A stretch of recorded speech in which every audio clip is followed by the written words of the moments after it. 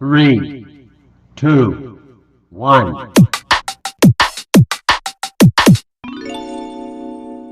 Assalamu alaikum wa rahmatullahi ta'ala wa barakatu. Idan kai ƙasa kana so ka gani a cikin Ramli wacce addu'a za ka yi bukata ta biya komin girmanta komin yawanta, sai ka duba tauraron da ya soka a gidan 15.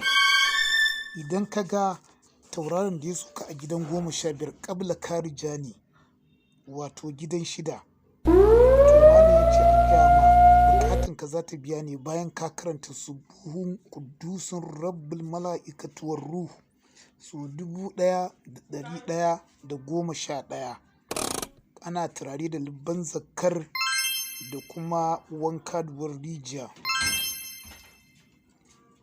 Idan kuma da Allah duk wanda bai yi subscribe ba kai kokari ka danna mana subscribe, kasance kai ne mutum na farko wanda idan muka sauko taurarin nan gaba ɗaya tun daga gidan farko zuwa gidan 16 duk za mu kawo su addu'an da ya kamata mutum ya yi. A danna subscribe, za ka gan shi a rubuta da ja, kana danna zai kuma bari, wato kai subscribe da mu kenan. Idan kuma ka sami gidan 16 a gidan 15 gidan ƙali, wato malam ya ce a gaya ma za ka soke alkur'ani tare da yin sarakan turare. Idan kuma ka sami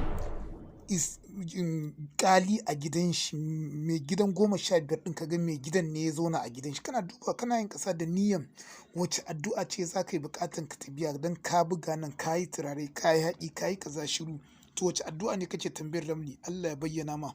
Kana ganin ƙali a gidan 15, Allah ce to a gaya ma za ka karanta Fatiha ƙaba 70.